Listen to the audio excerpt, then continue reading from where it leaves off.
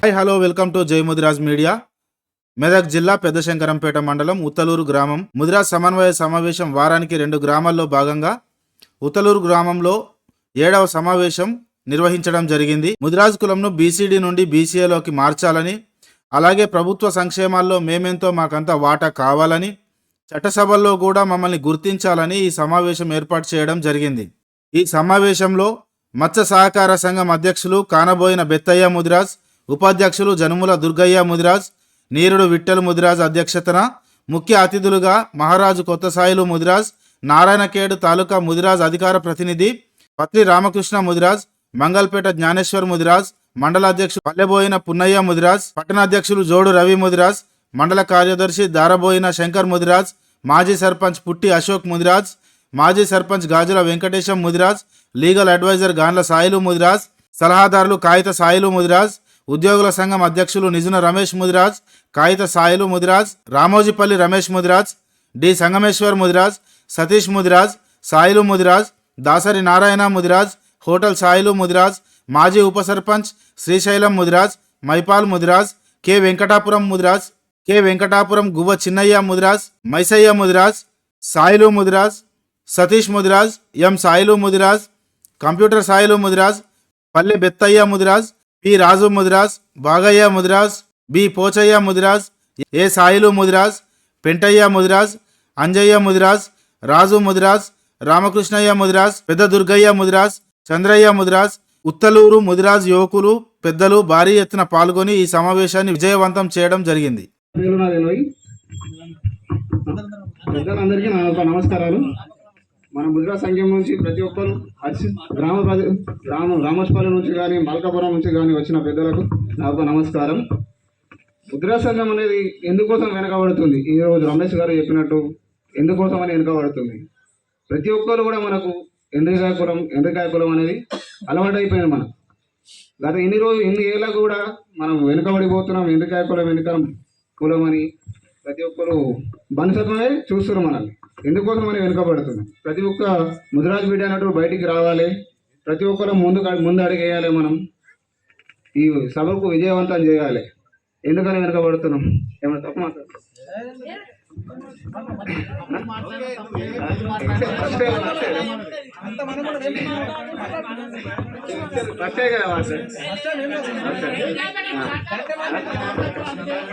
ప్రతి ఒక్కరు ఈ సభకు ప్రతి ఒక్కరు రావాలి. ప్రతి ఒక్కరు ముందడిగేయాలి. మన ముదిరాజు అంటే ఏంది ప్రతి ఒక్కరికి చూపించాలి. ప్రతి ఒక్కరు కూడా ప్రతి ఒక్కరు మన ముదిరాజు గురించి వెనుక వాడేం చేస్తాడులే, ముదిరాజు వైడేం చేస్తాడులే, వాడా పాలనోడు వీడా పాలనోడు, ముదిరాజును ప్రతి ఒక్కరు కూడా చిన్న చూపు చూస్తారు. ఎందుకని మనం ఇట్లా కోల్పోతున్నాం? మనం ముందడుగు వేయాలి. ముందడుగు వేయకపోవడం వలన ఇంత వెనుకబడిపోతున్నాం. మనం ప్రతి ఒక్క గ్రామానికి మనం కూడా పోవాలి. మన ముదిరాజు అనేది ఏంటి ప్రతి ఒక్కరికి గుర్తు చేయాలి.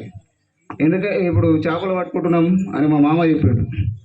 చేపలు పట్టుకుంటున్నామంటే చేపలు పట్టేలాగానే చూస్తున్నాడు. మనం ఈరోజు కూడా పులిలాగా కనిపించాలి. ఏ రోజు కనిపిస్తాం? ఎండ్రికాయ ఎండ్రికాయ అంటుడు ముదిరాజు అంటే ఎండ్రికాయ కాదు, పులి బిడ్డ అని చూపెట్టాలి. ముదిరాజు అన్నట్టు ప్రతి ఒక్కరు కూడా ప్రతి ఒక్క బిడ్డ ఇంటికి ముదిరాజు అన్నట్టు పులిలాగా కనిపించాలి. ప్రతి ఒక్కరికి మనం ముందడుగు వేస్తేనే మనం ఏదానికైనా ముందుకు వెళ్ళగలుగుతాం.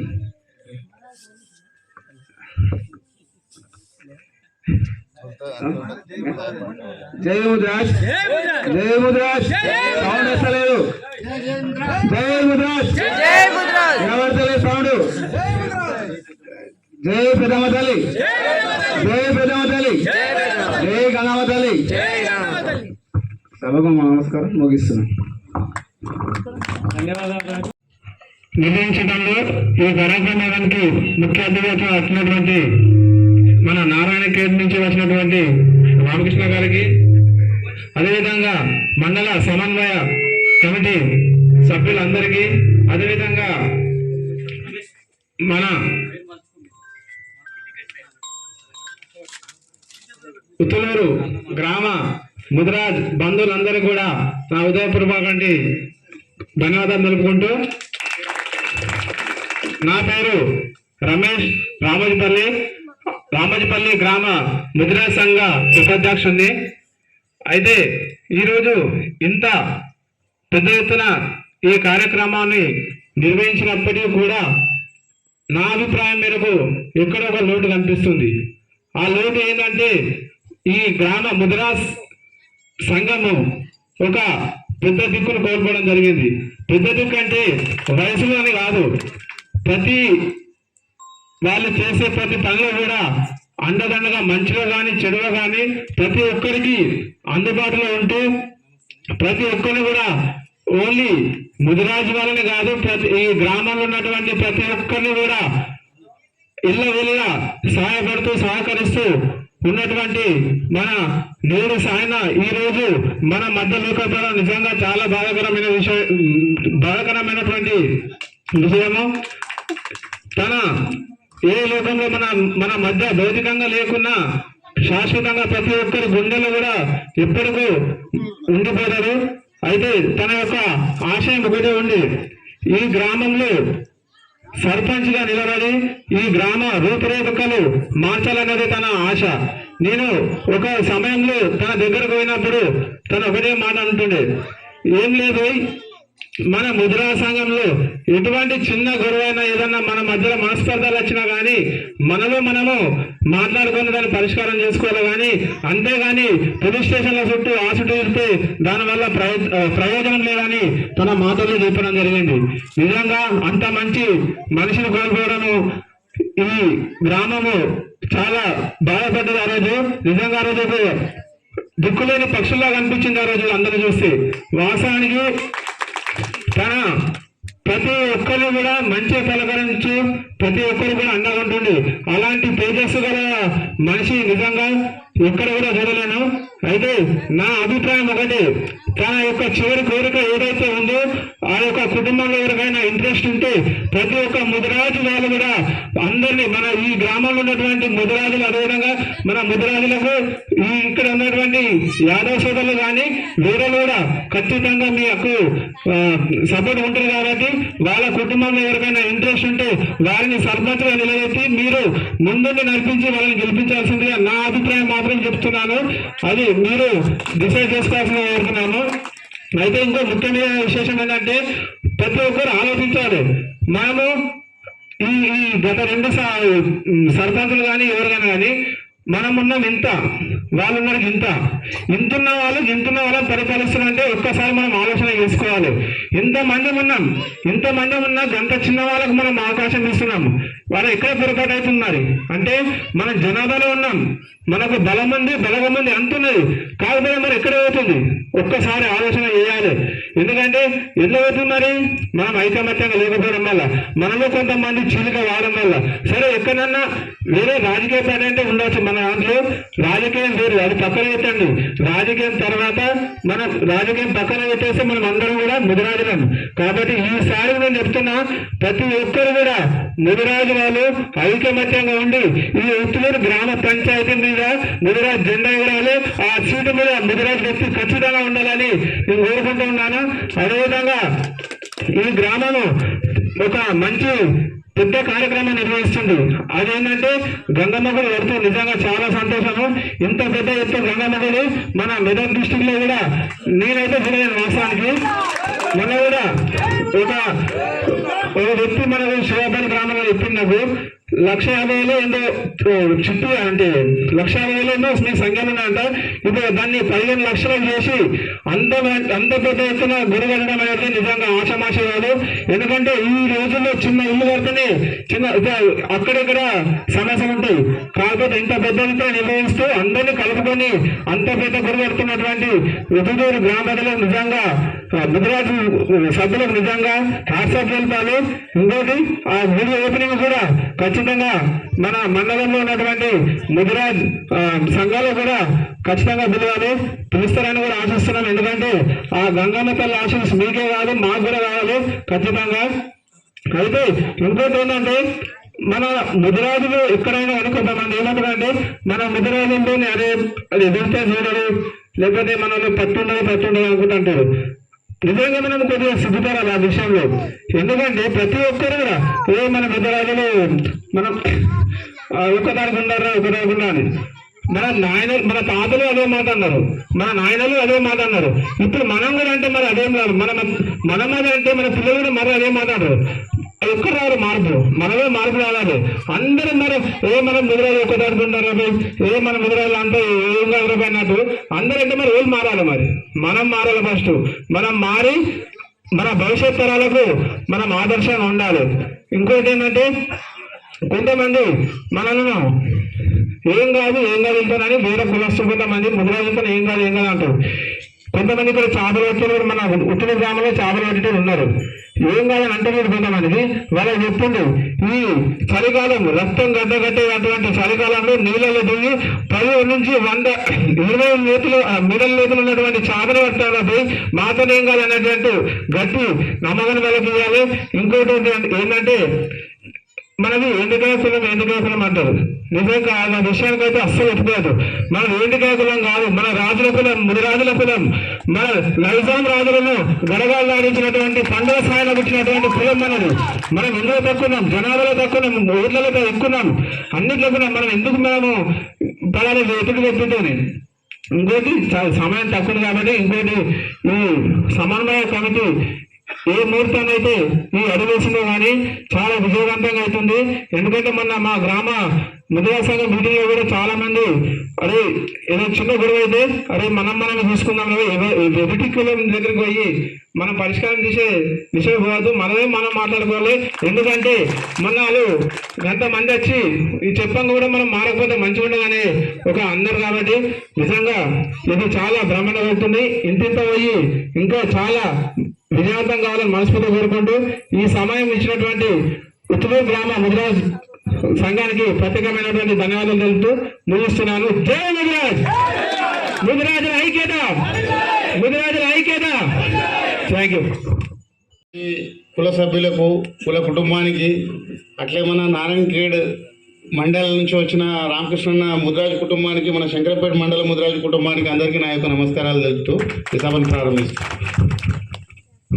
ఎందుకు మనం మీటింగు ఇంత జనాన్ని ఎందుకు మనలను కూర్చుని మనం మాట్లాడి ఏం చేద్దామనే మన ఆలోచన వచ్చింది అని అంటే, మనము ఇంతమంది ఉన్నాము, ఏడపోయినా ఒక చేపలు పట్టేడతా, లేకపోతే ఒక ఇప్పుడు ఇంతకుముందు చెప్పండి సీసాలు కడతా, మన పని ఆనే ఉన్నది. మన పరిస్థితి ఏంటంటే పట్టిన దాన్ని కూడా చేపలు పడుతున్నాము, పట్టిన దాన్ని విలువైంది, దాన్ని ఏ రకంగా అమ్ముకుంటే మనకు రూపాయి వస్తుంది.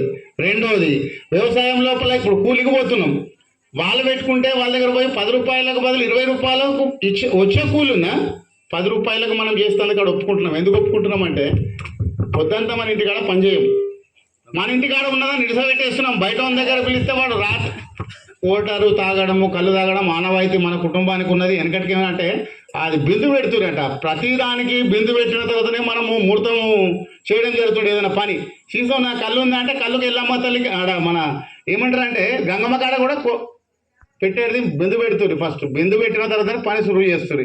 ఆ బిందు పెట్టినాక ఆ పెద్ద మనిషికి బొట్టు పెట్టి, ఆ పెద్ద మనిషి తాగినాక పిల్లలకు పని స్టార్ట్ చేయడం పెట్టాలంటే కొబ్బరికాయ కొట్టి స్టార్ట్ చేసే పరిస్థితులు ఉన్నాయి మరి. కానీ విధానం అది కాదు, నేర్చుకున్నాము, అది మనం చేసే ధర్మం, అది ధర్మం. కానీ ఆ దాని మీదనే మనం పూర్తిగా ఇదైపోతున్నాం. ఎట్లా అంటే ఒకరోజు పని చేస్తే మనకు ఈ రోజుల్లో 500-400 రూపాయల కష్టం చేయగలుగుతాం. ఆ 400-500 కష్టం చేసేందుకు మన శక్తిని ఉపయోగించాలి.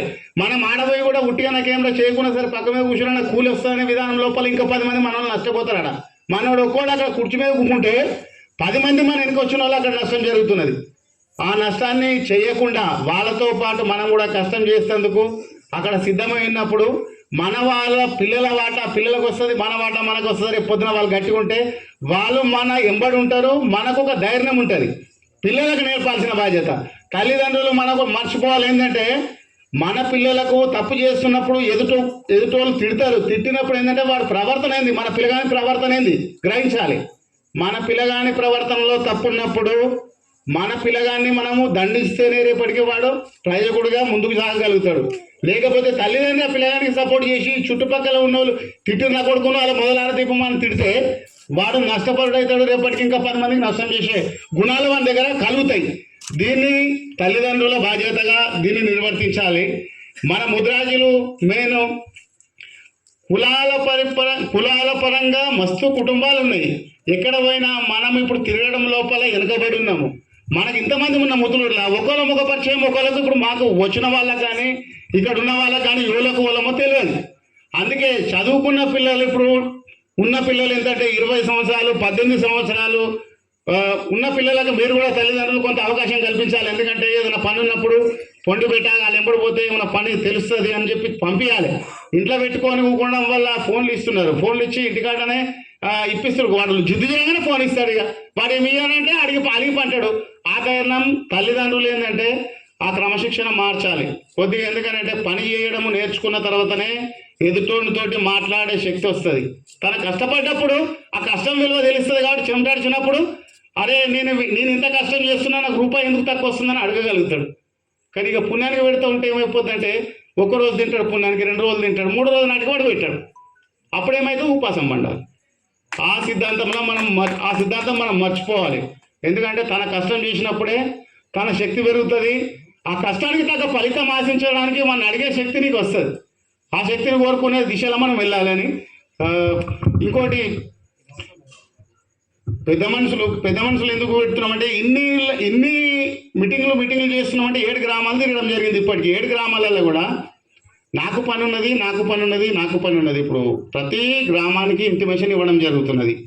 కనీసం విలేజ్ నుంచి ఒక్కోలో ఇద్దరు ప్రతి సభకు అటెండ్ అయితే రేపు పొద్దున వాళ్ళ ముఖ పరిచయాలు ఏర్పడతాయి. పలానా ఈ వ్యక్తి మన వ్యక్తి, ఈ మనిషి మన మనిషి ఉన్నాడు, మన కుటుంబ సభ్యుడు ఉన్నాడు. ఏడపోయినా కానీ ఏదైనా జరిగినప్పుడు కానీ అక్కడ ముఖ కవలిక ఒక్కోడు లేకపోతే ఒక్కడు మనకు కనిపిస్తాడు. కనిపించినప్పుడు మన సమస్యలకు పరిష్కారం అక్కడ దొరుకుతుంది. మనం తిరగకుండా మన దగ్గర ఉంటే తెలియదు. మన ఇంటికాడ మనం ఉంటాం కాబట్టి బయటకు వెళ్తేనే బయట ప్రపంచం తెలుస్తుంది. ఇప్పుడు మనం వెళ్ళకుండా ఏమవుతుందంటే పలానా సంగారెడ్డిపేట ఉంది, సంగారెడ్డిపేట వెళ్ళాలంటే ఇడికెళ్ళి ఆడవాళ్ళు ఉంటారో చుట్టాలు అయితేనే మనకు పరిచయం ఉంటేనే గుర్తుపట్టగలుగుతాం. కానీ ఈ సభలలో తిరగడం వల్ల ప్రతి ఒక్కళ్ళ ముఖ పరిచయాలు ఏర్పడతాయి, ప్రతి ఒక్కరితో సత్సంబంధాలు ఏర్పడతాయి. దాని ద్వారా తెలియదు ఉంటే మనము కడుపులో పెట్టుకోవద్దు. మనకు తెలియకపోతే మన వాళ్ళకి ఓలకైనా అడిగినప్పుడు ఆయనకు తెలియకపోతే ఇంకొకరికి తెలియకపోతే ఇంకొకరి ద్వారా మన పని తీర్చుకునే దిశగా మనం పయనించాలి. ఎందుకంటే మనమే వాళ్ళని అడుగుతున్నా వేరే వాళ్ళ దగ్గర పోయి పొద్దంతా ఉట్టుకుంటేనే వాళ్ళు ఎంబడి తిరిగి వస్తాం. కానీ మన వాళ్ళ దగ్గరకు ఇప్పుడు మన వాళ్ళ దగ్గరికి తిరిగి మన పని ఏమన్నా వెనుకబడి కానప్పుడు నాకు తెలియకపోతే ఇంకొకళ్ళని చెప్తారు. నాకు తెలియంది మీకు తెలియదు నాకు తెలియదు. ఎవరికొకళ్ళు అన్నీ తెలియాలని లేదు. కొన్ని తెలుస్తాయి, కొన్ని తెలివాయి. కానీ తెలుసుకొని ముందుకెళ్తే రేపటికి మన పనులకు ఆటంకం కలగదు. వేరే వాళ్ళ దగ్గర పోయి చేసేటప్పుడు అవసరం లేదు. మన పని మనం బాధ్యతగా తప్పు చేయకుండా మనం ఎప్పుడైతే ప్రయాణిస్తామో అక్కడ ఎవడికి లొంగాల్సిన అవసరం ఉండదు. తప్పు చేసినప్పుడు మన కుటుంబంలో కూర్చోవాలి. నాది ఈ రకంగా తప్పైందని 10 మందిలో చెప్పుకొని శనార్థి పెడితే ఇద్దరికి తిట్టి లేకపోతే వాళ్ళని సంధానించి ఆ సమస్యను అక్కడ పరిష్కరిస్తారు. అదే ఎదుటి దగ్గరకు పోయినప్పుడు ఏమైపోద్దంటే అది రెట్టింపు చేసి మన కుటుంబాలలో మనకే వ్యతిరేకత ఏర్పరిచి అక్కడ నష్టపరచడం జరుగుతుంది. ఏ కుటుంబం నష్టపడ్డా మన కుటుంబం నష్టపడుతుంది. ఏ కుటుంబము వెనుకబడ్డ కుటుంబం, ముందలున్న కుటుంబం కాదు. ముందలున్న కుటుంబాలంటే ఎట్లయినా ఉండేవాళ్ళు. వెనుకటికి పెద్ద మనుషులు వాళ్ళకి సంపాదించిపోయారు. అట్లా ఏ సంపాదన కానీ వాళ్ళు ఆర్థికంగా ఉన్నారు, మనం ఆర్థికంగా వెనుకబడ్డాం. అందుకే మనం కష్టంతో పాటు మన తెలివిని మన కుటుంబాలను మనం గుర్తెరుక్కుంటూ పోతే రేపటికి మన సమస్యలకు పరిష్కారం దొరుకుతాయని ఈ అవకాశం ఇచ్చిన పెద్దలకు నేను నమస్కరిస్తూ ముగిస్తున్నాను.